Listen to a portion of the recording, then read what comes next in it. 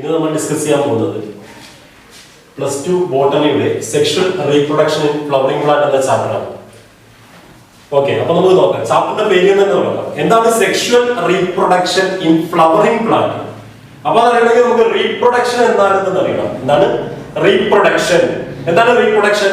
Reproduction എന്ന് വെച്ചാൽ it is A biological process. ഒരു ബയോളജിക്കൽ പ്രോസസ് ആണ് in which an organism give rise to its young birds. അല്ലെ, ഒരു ജീവി അതിന്റെ കുഞ്ഞുങ്ങൾക്ക് ജന്മം നൽകുന്ന ബയോളജിക്കൽ പ്രോസസ്സിനെ വിളിക്കുന്ന പേരാണെന്ത്? റീപ്രൊഡക്ഷൻ. അപ്പൊ റീപ്രൊഡക്ഷൻ എന്താണ്? ഒരു ജീവി അതിന്റെ കുഞ്ഞുങ്ങൾക്ക് ജന്മം നൽകുന്ന ബയോളജിക്കൽ പ്രോസസ്സിനെ വിളിക്കുന്ന പേരാണ് റീപ്രൊഡക്ഷൻ. അപ്പൊ നമ്മുടെ ചാപ്റ്ററോട് നോക്കിയേ, sexual reproduction in flowering plant എന്നാ പറയുന്നത് അല്ലെ. അപ്പൊ അടുത്ത എന്താണ് സെക്ഷൽ റീപ്രൊഡക്ഷൻ? അതായത് നമുക്ക് റീപ്രൊഡക്ഷനെ രണ്ടായിട്ട് തിരിക്കാം. ഒന്ന് സെക്ഷൽ റീപ്രൊഡക്ഷനും ഒന്ന് എസെക്ഷൽ റീപ്രൊഡക്ഷനും. അപ്പൊ റീപ്രൊഡക്ഷൻ എത്രയായിട്ട് തിരിക്കാം? രണ്ടായിട്ട് തിരിക്കാം. സെക്ഷൽ റീപ്രൊഡക്ഷനും എസെക്ഷൽ റീപ്രൊഡക്ഷനും. എന്താണ് സെക്ഷൽ റീപ്രൊഡക്ഷൻ? എന്താണ് sexual reproduction? Is a biparental process. എന്താണ്? ഒരു ബൈപേരന്റൽ പ്രോസസ് ആണ്. എന്താണ് ബൈപേരന്റൽ? രണ്ട് പേരന്റ്സ് വേണം, മെയിലും വേണം ഫീമെയിലും വേണം അല്ലെ. അപ്പൊ സെക്ഷൽ റീപ്രൊഡക്ഷൻ എന്ന് വെച്ചാൽ ഒരു ബൈപേരന്റൽ പ്രോസസ് ആണ്. ആണും വേണം പെണ്ണും വേണം. അതേസമയം സെക്ഷൽ റീപ്രൊഡക്ഷൻ ആവുമ്പോഴോ അതൊരു യൂണിപേരന്റൽ പ്രോസസ് ആണ്. അതായത് അവിടെ ഒരു ജീവി മാത്രം മതി. അപ്പൊ അത് നമുക്ക് ഫസ്റ്റ് ചാപ്റ്റർ ഡിസ്കസ് ചെയ്യാം. നമുക്കിപ്പോ വേണ്ട എന്താണ്? സെക്ഷൽ റീപ്രൊഡക്ഷൻ ഒരു ബൈപേരന്റൽ പ്രോസസ് ആണ്. അത് മാത്രം പോരാ, മെയില് ഫീമെയില് രണ്ട് പേരന്റ് മാത്രം പോരാ, പിന്നെ എന്ത് വേണം? അവിടെ ഫ്യൂഷൻ ഓഫ് ഗാമീസ് നടക്കണം. എന്താണ് ഫ്യൂഷൻ ഓഫ് ഗാമീസ്? ആണിന്റെ ഗാമീറ്റും പെണ്ണിന്റെ ഗാമീറ്റും തമ്മിൽ എന്ത് ചെയ്യണം? കൂടിച്ചേരണം. ഓക്കെ, അപ്പൊ ഇനി നമ്മുടെ ചാപ്റ്റർ നോക്കിയേ, സെക്ഷൽ റീപ്രൊഡക്ഷൻ. അപ്പൊ രണ്ട് പേരന്റ് വേണം അല്ലെ, അത് തമ്മിൽ ഫെർട്ടിലൈസേഷൻ നടക്കണം. എന്താണ് ഫെർട്ടിലൈസേഷൻ?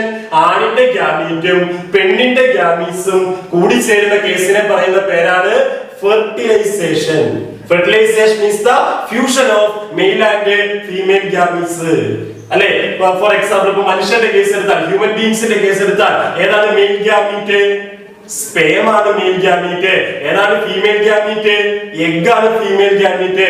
ഇത് തമ്മിൽ കൂടി ചേർന്നിട്ടാണ് ന്യൂ ജനറേഷൻ ഉണ്ടാവുന്നത് അല്ലെ. അപ്പൊ എന്താ ഇവിടെ? അതുപോലെ ചെടിയിൽ എന്ത് നടക്കണം? സെക്ഷൽ റീപ്രൊഡക്ഷൻ നടക്കണം. അപ്പൊ ചെടിയിലും എന്തൊക്കെയുണ്ട്?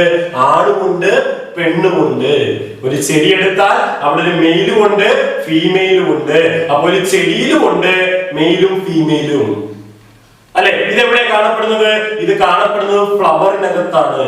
ഒരു ചെടിയിൽ ആണും പെണ്ണും എല്ലാം കാണപ്പെടുന്നത് എവിടെയാണ്? ഫ്ലവറിനകത്താണ്. ഓക്കെ, അപ്പൊ നമുക്ക് എന്ത് ചെയ്യാം? ഈ ആണിന്റെ ഗാമീറ്റ് ആയിട്ടുള്ള മെയിൽ ഗാമീറ്റ് അല്ലെ പെണ്ണിന്റെ ഗാമീറ്റ് ആയിട്ടുള്ള എഗ് ഫീമെയിൽ ഗാമീറ്റുമായിട്ട് കൂടിച്ചേരണം. അപ്പൊ നമുക്ക് ഫ്ലവറിന്റെ എന്ത് നോക്കാം?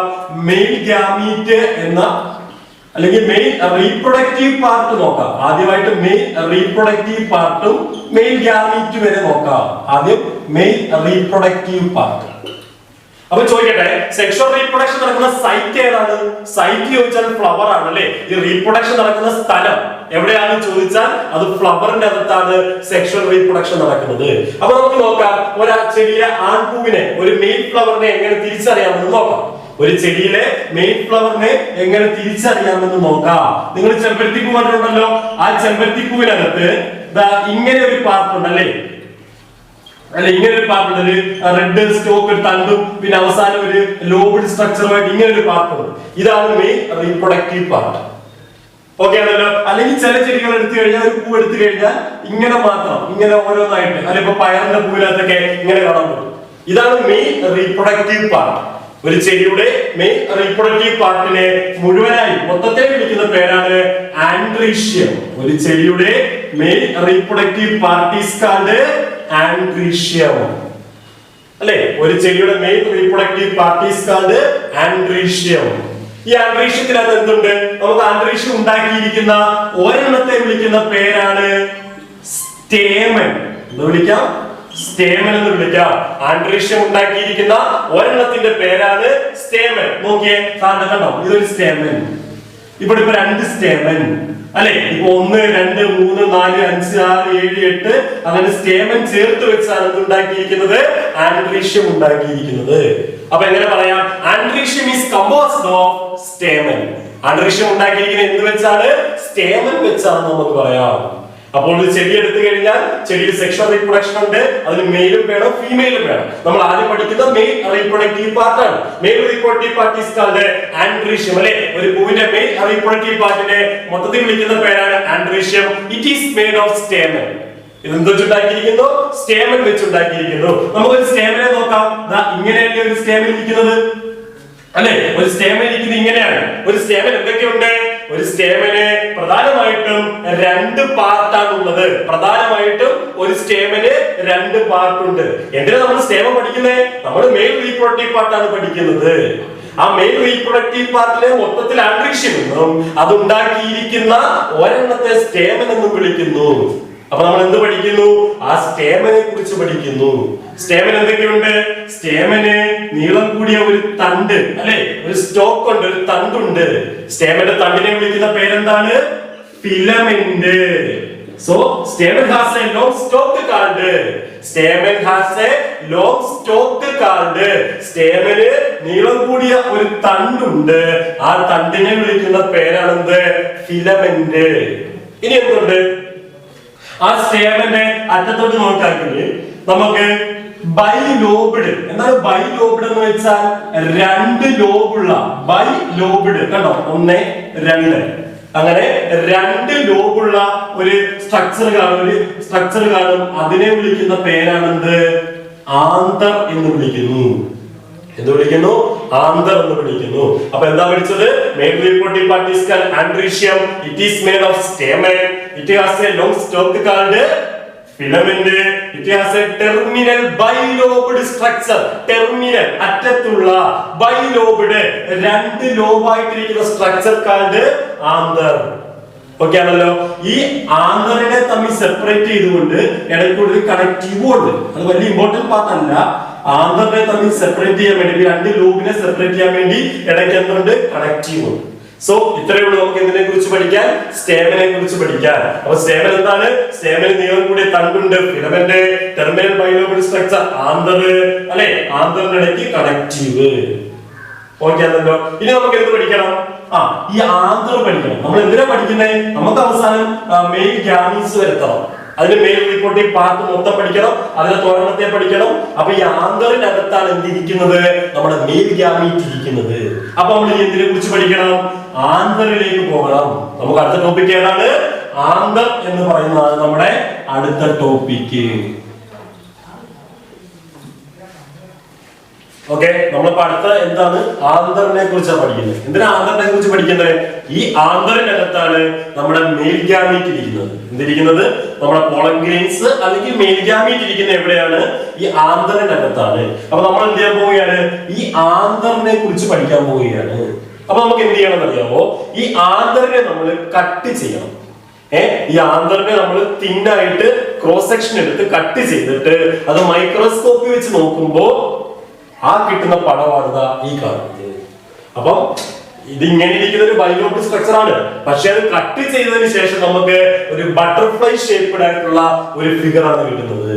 അപ്പൊ ആന്തറിന് എന്താണ്, ഒരു ബട്ടർഫ്ലൈ ഷേപ്പുള്ള ഫിഗർ. ഇത് കട്ട് ചെയ്യുമ്പോൾ കിട്ടുന്ന പടമാണ്. ഇതിനെ ക്രോസ് സെക്ഷൻ എടുത്ത് വെച്ചേക്കുവാണ്. അപ്പൊ കിട്ടുന്ന പടം എന്താണ്, ഒരു ബട്ടർഫ്ലൈ ഷേപ്ഡ് ഫിഗർ ആണ്. അപ്പൊ നമുക്ക് ഇനി ഈ ഫിഗറിന്റെ ലേബലിംഗും കാര്യങ്ങളും എന്ത് ചെയ്യേണ്ടത്, നോക്കേണ്ടത്. ഇത് പ്രീവിയസ് ക്വസ്റ്റ്യൻ ആണ്.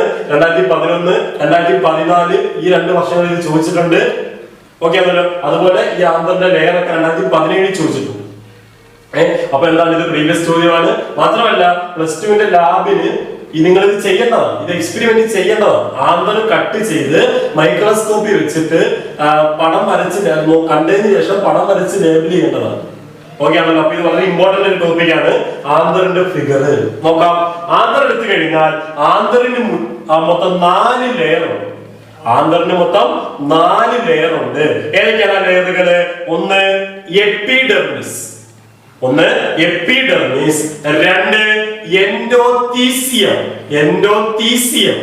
Epidermis, endothecium, middle layers.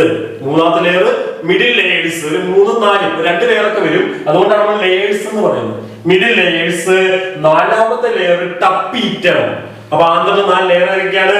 Epidermis, endothecium, middle layers, tapetum.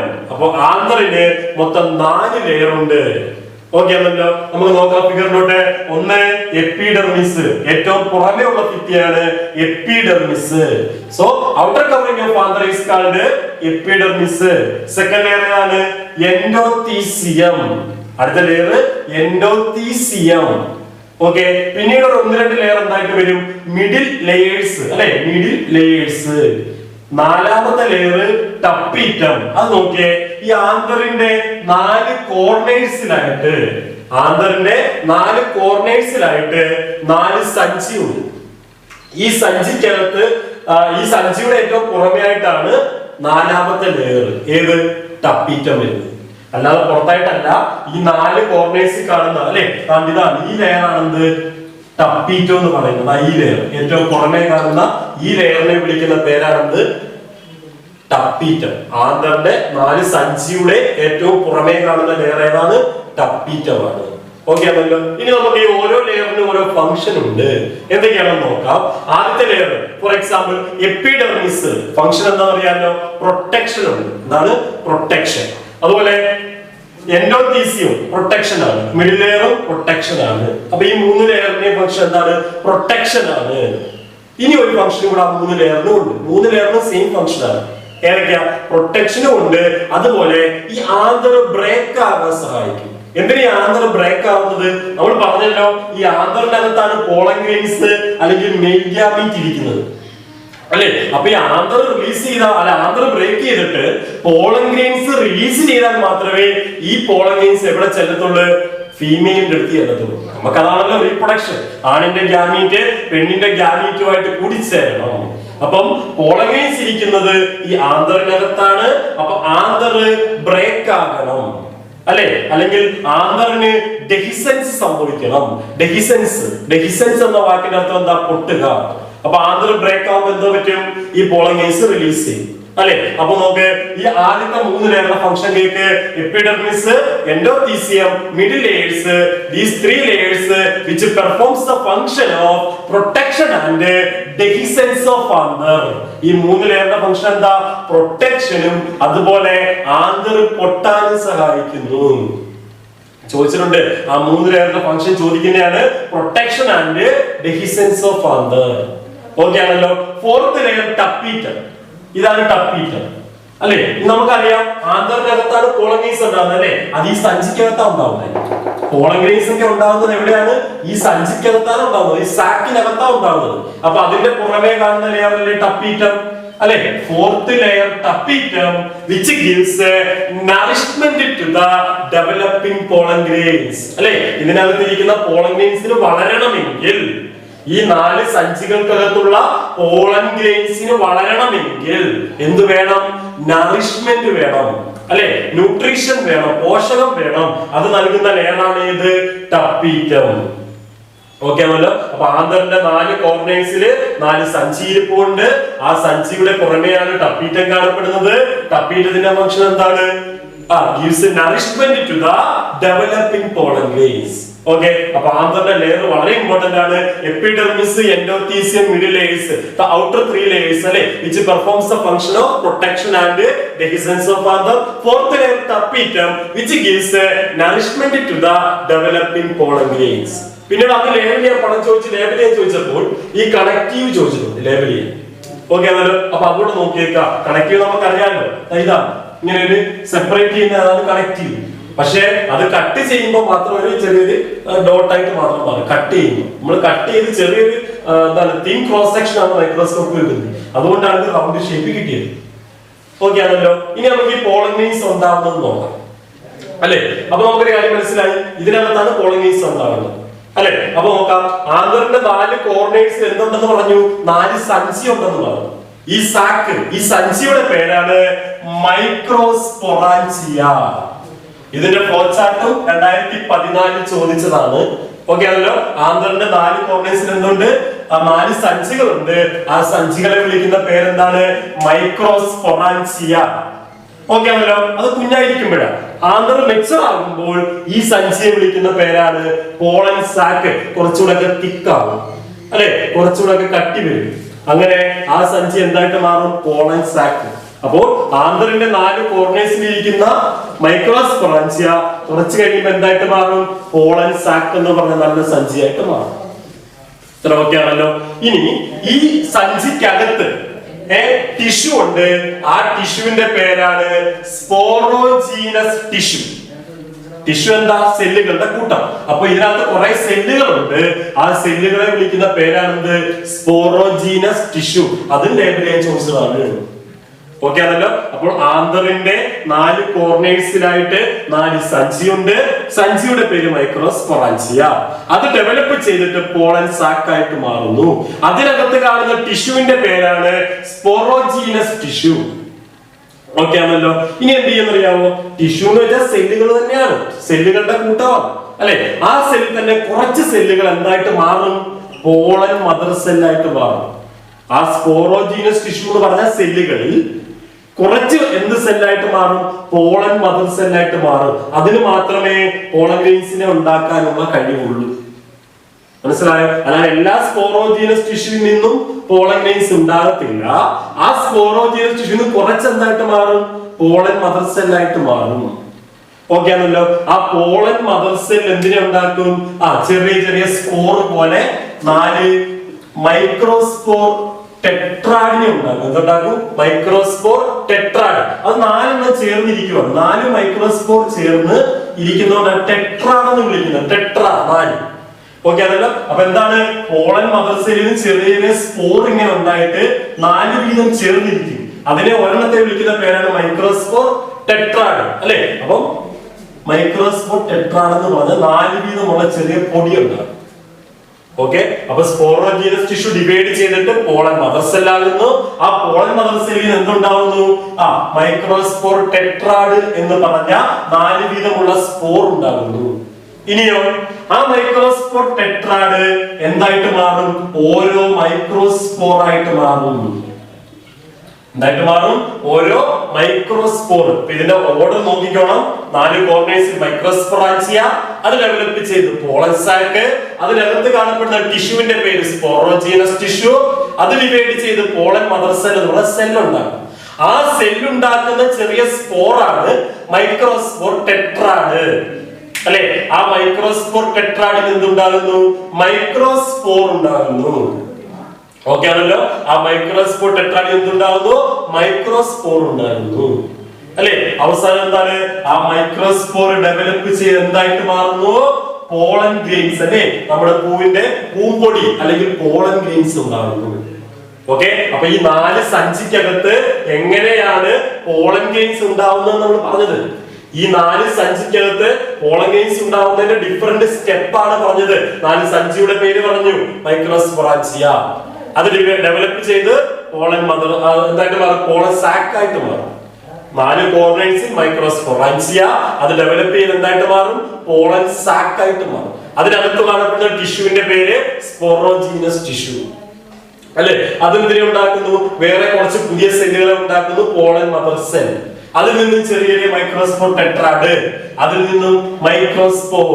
From this microspore pollen grains R developed അല്ലെ. അതിൽ എന്തുണ്ടാകുന്നു? പോളൻ ഗ്രെയിൻസ്, പൂമ്പൊടി ഉണ്ടാകുന്നു. ഓക്കെ. അതിൽ നിന്നുമാണ് നമ്മുടെ മെയിൽ ഗാമീറ്റ് ഉണ്ടാകുന്നത് അല്ലെ. അപ്പൊ റീപ്രൊഡക്ഷൻ എന്തുണ്ടാവണം? മെയിൽ ഗാമീറ്റ് വേണം നമ്മൾ പറഞ്ഞില്ലേ. ആ പോളൻ ഗ്രെയിൻസ് അല്ലെങ്കിൽ പോളൻ ഗ്രെയിൻസ് പഠിച്ചാൽ മതി. ആ പോളൻ ഗ്രെയിൻസിൽ നിന്നുമാണ് മെയിൽ ഗാമീറ്റ് ഉണ്ടാകുന്നത്. അല്ലെ പോളൻ ഗ്രെയിൻസ് ഉണ്ടായി അവിടെ വരെ. അപ്പൊ നമുക്ക് എന്താ പഠിക്കാനുള്ളത്? അടുത്തായിട്ട് നമ്മൾ പഠിക്കുന്ന എന്തിനെ കുറിച്ചാ? പോളൻ ഗ്രെയിൻസിനെ കുറിച്ചാണ് എന്ത് ചെയ്യാനുള്ളത്? പഠിക്കാനുള്ളത്. ഓക്കെ ആണല്ലോ.